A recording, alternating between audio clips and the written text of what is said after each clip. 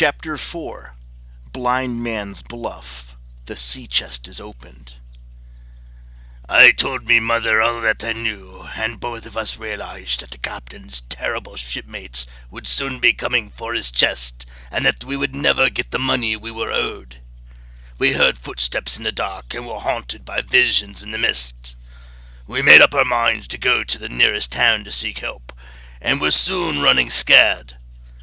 We ran on through the night, and were happy to see the lights of the town burning brightly, but it was all for nothing.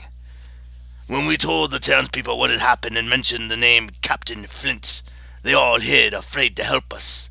They would seek out the doctor's aid, but they would not help us run our inn, would not help us defend our inn. My mother cursed the men and told them we would be risk returning alone. All they would do was give me a loaded pistol and promise to have horses for us if when we returned in case we needed them. We headed back home in the dark, moonless night through the drifting fog. Somehow we found our way back to the Admiral Benbow, where we bolted the door behind us, having only the captain's dead body for company. I reached down to his hand and found the crumpled piece of paper that he feared getting, the one with the words that read, "You have till 10. Suddenly our clock began chiming, and we heard that it was only 6, and we cheered. We still had 4 hours before anything could happen. I felt through the pockets for the key, but found only a pocket knife and a compass. My mother suggested that it might be around his neck, so I tore open his shirt, and there, sure enough, hanging on a string was our key. We hurried to his room and spotted the old battered chest. My mother quickly turned the key in the lock, and had it open.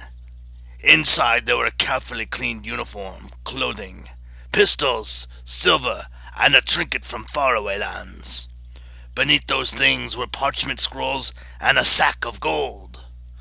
My mother insisted on taking only what was owed us. As we sat counting out the foreign coins, I grabbed her arm hard, holding a finger to my mouth. From the street I heard the tapping of a blind man's cane, and then heard him pulling at the lock on the door. When it wouldn't open, we heard him retreat, tapping into the night. "Mother," I said, "let's take it all and go." But she would not.